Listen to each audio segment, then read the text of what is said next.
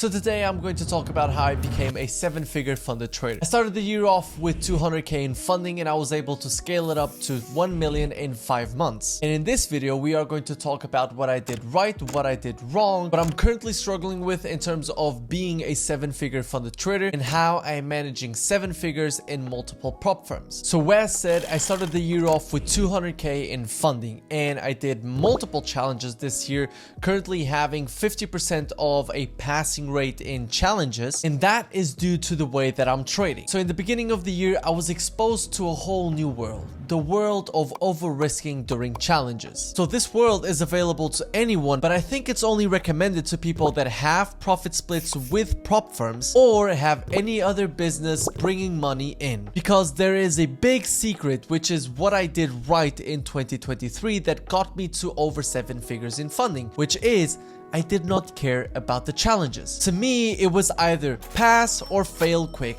I don't care. I was trading the 5-minute and the 1-minute in line with the daily bias while risking between 1 and 2%. This would allow me to have very tight stop losses, and I would let the trade run. If it did hit my take profit, then perfect. If it was a stop loss, then I don't really care. But the real secret here is that I didn't care if I lose. And that is simply because I was able to be withdrawing consistently from the 200k that I had before. And because of that, I didn't have the financial burden in these challenges that I was currently taking. And that is key for your prop firm success.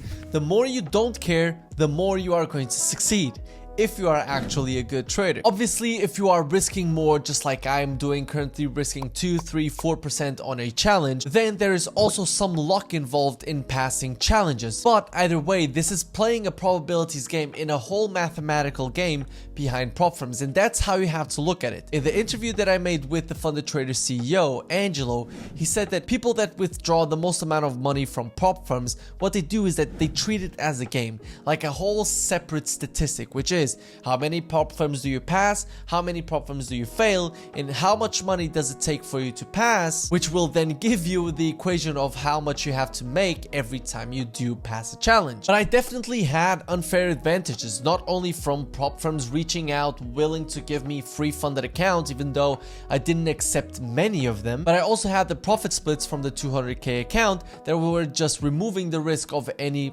failed challenges. So those were my unfair advantages, and you need to understand that, just like Paladin said, for me to get from 0 to 500k, it took much longer than me getting from 500k to a million. It took me, I think, 1.5 months in order to go from 500k to $1 million in funding, but it took me like 1 year to get from 0 to 500k. And so that's something that you have to keep in mind. In the beginning, it's going to take a little bit longer, but then things just compound. So as I said, I am very aggressive with challenges. I trade the 1-minute and the 5-minute. I get myself in line with the daily bias, and then I look at the market candle by candle, just like ICT is doing in the 2023 mentorship. This allows me to have tight stop losses, which means that I can pass a challenge in a day or two, which has been the average duration that it has taken me to actually pass a challenge. It's been around 5 days because of the minimum trading days. And this I only did after having 500k in funding. Only after that was I much more aggressive with my challenges,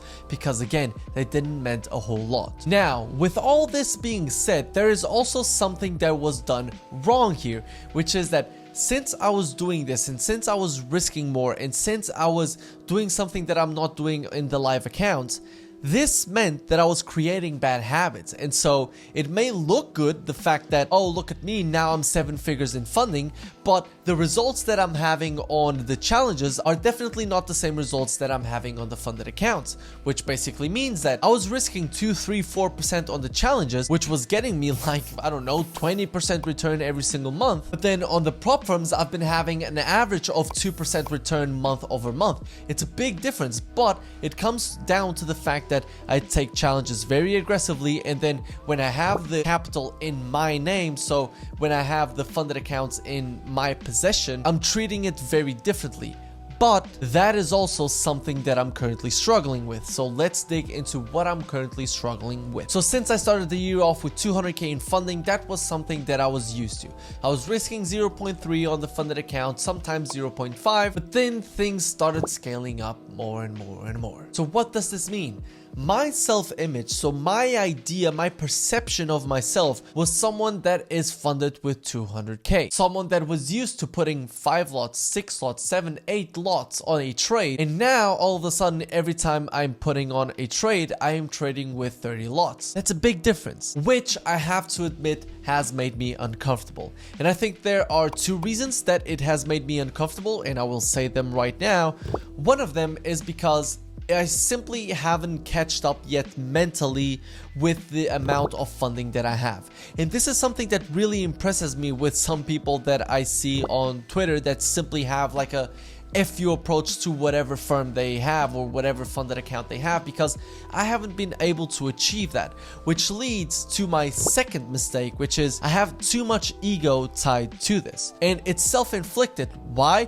Because it's based on this YouTube, and it's based on the fact that one of the reasons that you clicked is because I said that I'm a 7-figure funded trader. So with this title that I give myself, that is like, oh, look at me, I'm 7 figures, which if you really understand it, then I have 10% maximum drawdown, so I'm really only funded with 100k. Either way, it's great, but the fear of losing the funded account is something that I've always talked about, and is something that I always feel when I scale up. So what I've been struggling with is just letting go of the ego, letting the market take care of itself, because I know that I'm profitable in the long term. And to fight that, one of the things that I'm going to start doing is I'm not going to talk all that much about how much funding I have, just because I want to remove this pressure from me. And I hope you understand, and I'm just being frank with you. Like, I know that this may stale the growth a little bit, but I don't really care, because at the end of the day, I'm a trader, even though I also make YouTube videos. So from now on, I'm going to just go on with my trading, not focusing way too much on the assets under management that I have,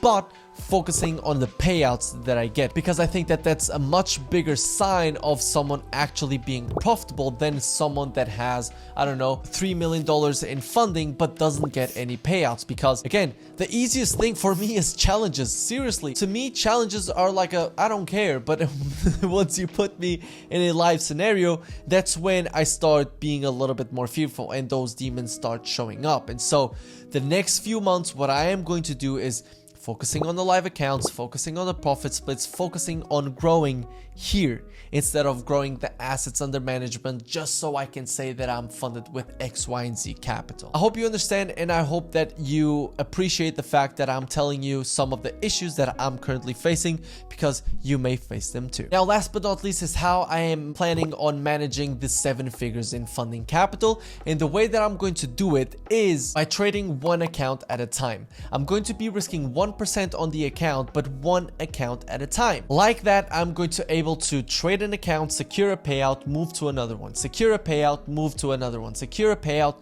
move to another one. And I know that not long ago I talked about using a trade copier, and I did use a trade copier for a long time, but I personally just wasn't really comfortable with, again, more funding and psychologically knowing that if I was in drawdown in one account, then I would be in drawdown in all accounts. I would rather secure payouts month after month instead of being a drawdown for a long time and then crawling back out and then just having these ebbs and flows. So I would prefer to just focus on 1-2 accounts, one at a time, to then be able to secure the payouts. This is something that my mind was changed a little bit in Miami when I was exposed to people getting big profit splits, when I was exposed to people on a whole new level than me. And we'll see by the end of the year if this was the right choice or the wrong choice, but I'll make sure to keep you updated eventually. So again, how am I managing the 7 figures? I'm just trading one account at a time, securing profit split after profit split after profit split. So yeah, this is how I became a funded trader in 2023. I started with 200k, was able to grow to 1 million. The first 500k took much longer than the second 500k. So if you took value from this, then let me know in the comment section below.